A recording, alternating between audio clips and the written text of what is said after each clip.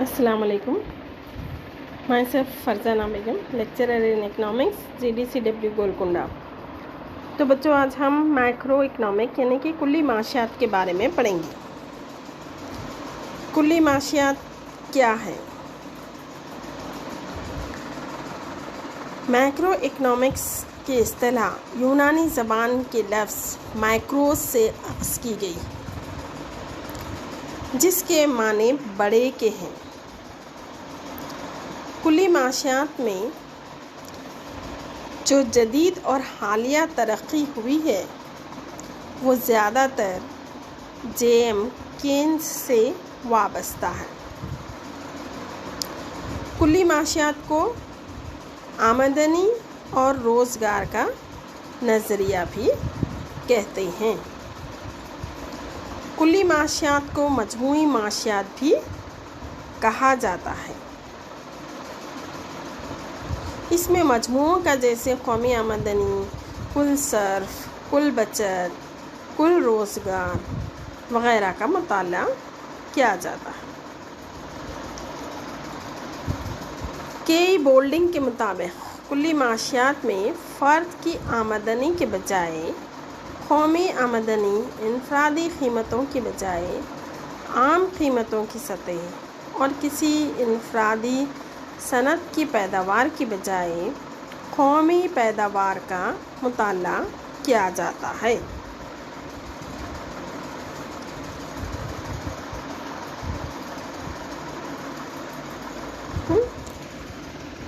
تو جیسا کہ ہم جانتے ہیں کل یعنی کہ مجموعی, تو یہاں پہ ہم مجموعی طور پر مجموعی آمدنی, مجموعی روزگار, مجموعی طور پر قیمتوں کی سطح اس کا مطالعہ کرتے ہیں.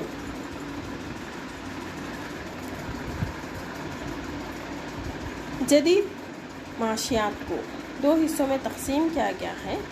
ایک ہے جزوی معاشیات, دوسرا ہے کلی معاشیات. جزوی معاشیات جس میں جز کا مطالعہ کیا جاتا ہے, یعنی کہ جز کا مطلب ہے کہ بالکل ایک چیز کا لاکھواں حصہ, بالکل چھوٹے سے چھوٹا جز کے جو ہے سو مطالعہ کیا جاتا ہے, جس کے بارے میں ہم پڑھ چکے ہیں آلریڈی.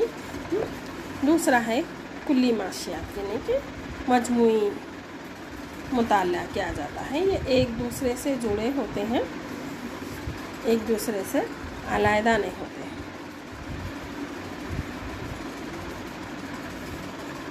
1936 میں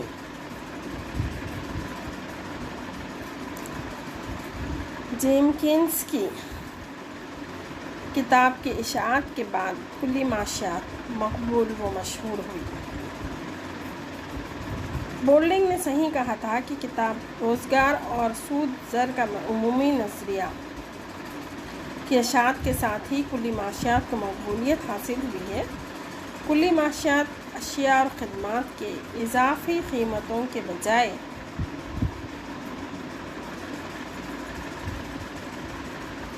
عام قیمتوں کی سطح اور ایک مدت کے دوران ان میں اتار چڑھاؤ سے متعلق بحث کرتی ہے.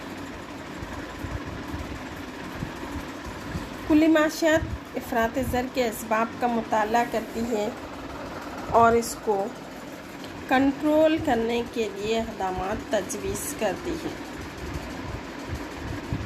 جدید معیشتوں کے جو مسائل درپیش ہیں جیسے غریبی, بے روزگاری, معاشی ترقی وغیرہ کا کلی معاشیات میں مطالعہ کیا جاتا ہے.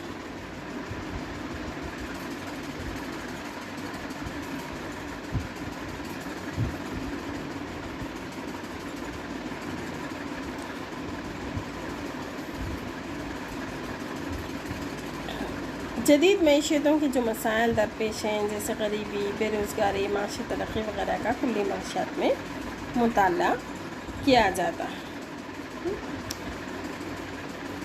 تجارتی چکر کے اسباب. تجارتی چکر پر کنٹرول کرنے کے لیے زرعی اور مالیاتی پالیسیاں جن سے معاشی استحکام لایا جا سکتا ہے. کلی معاشیات اشیاء و خدمات کی فنی قیمتوں کے مطالعے کے بجائے عمومی قیمتوں کی سطح وقت میں تبدیلی کے ساتھ ہونے والی تبدیلیوں کا جائزہ لیتی ہیں۔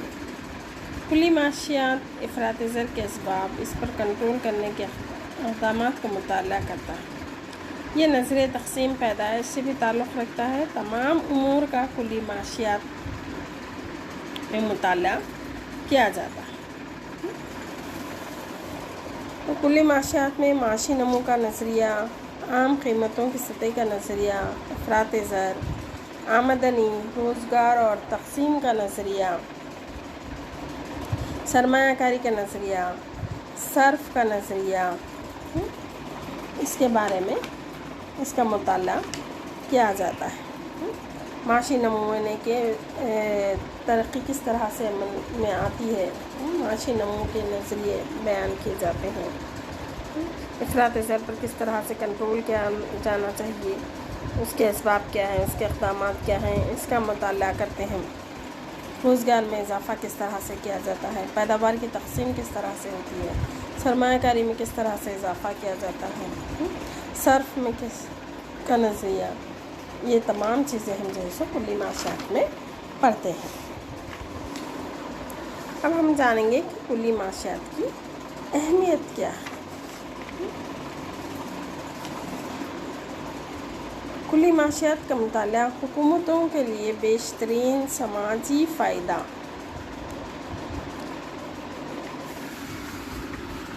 کے حصول کی خاطر پالیسیوں کی تشکیل اور عمل آوری میں فائدہ مند ہوتا ہے۔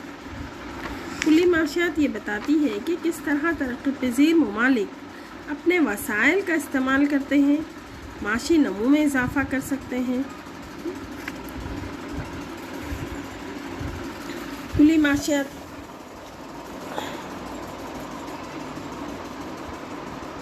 کی مدد سے ہم بے روزگاری، افراط زر وغیرہ کے مسائل کو سمجھنے میں مدد ملتی ہے اور ان کو کس طرح سے حل کیا جا سکتا ہے، اس کا مطالعہ بھی ہم کلی معاشیات میں کرتے ہیں۔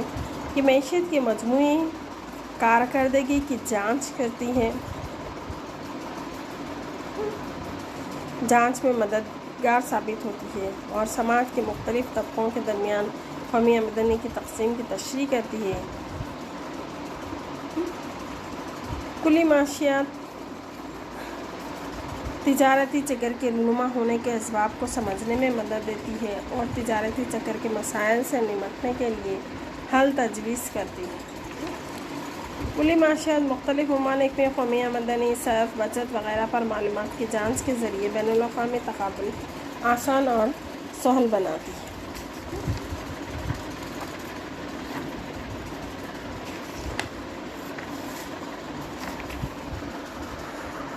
لیکن اس کے بھی جو ہے سو لمیٹیشنز اور حدود پائے جاتے ہیں،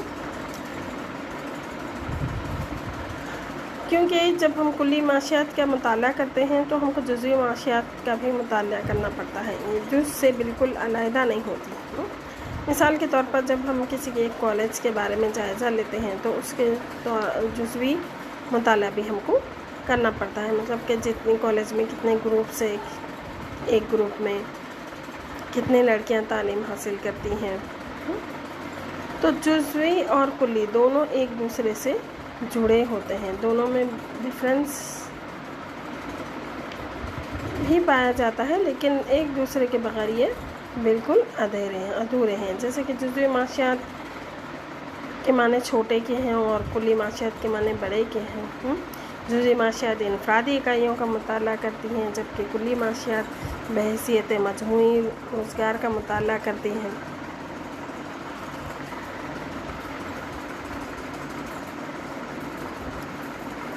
کلی معاشیات میں قومی آمدنی، کل روزگار، مجموعی بچت، سرمایہ کاری، قیمتوں کے عام سطح اور معاشی نمو کی تشریح کی جاتی ہے، مجموعی طلب اور مجموعی رسد پر مبنی ہوتے ہیں۔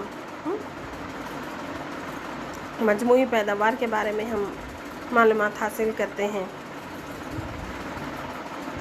لیکن بعض وقت یہ ہوتا ہے کہ ہم جو مجموعی طور پر جائزہ لیتے ہیں وہ جزوی طور پر صحیح ثابت نہیں ہو سکتا ہے۔ جس طرح کہ اگر ہم قومی آمدنی کا مطالعہ کرتے ہیں اور قومی آمدنی میں اضافہ ہوتا ہے جو کہ ڈیولپمنٹ کی نشانی ہے، لیکن اس کا یہ مطلب نہیں ہے کہ قومی آمدنی میں اضافے کی وجہ سے فی کس آمدنی میں بھی اضافہ ہو رہا ہے۔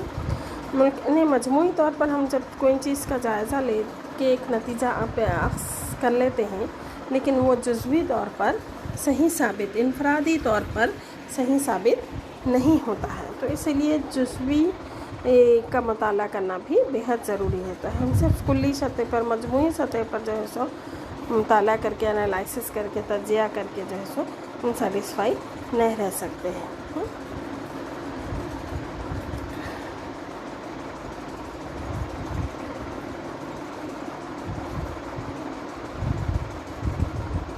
تو معاشی نمو کے لیے، معاشی ترقی کے لیے اور علاقائی ترقی کے لیے ہم کو جو ہے سو جزوی کلی معاشیات کا مطالعہ کرنا ضروری ہو جاتا ہے۔ اس میں ہم جو ہے سو ٹیکنالوجی کے طریقے کے بارے میں معلومات حاصل کرتے ہیں، بزنس سائیکل، تجارتی سائیکلز، تجارتی چکر کے بارے میں معلوم کرتے ہیں، تجارتی چکر کے جو مرحلے ہیں وہ مرحلوں کے بارے میں ہم کو معلومات حاصل ہوتے ہیں، اور اس میں جو پرابلمس ہے، کس طرح سے مسائل ہے، وہ اس کو مسائل کو حل کس طرح سے کرنا ہے، وہ تمام چیزیں جو ہے سو ہم کلی معاشیات کے مطالعے سے ہی معلوم کر سکتے ہیں۔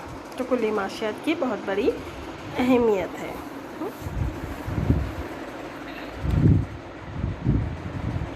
Thank you.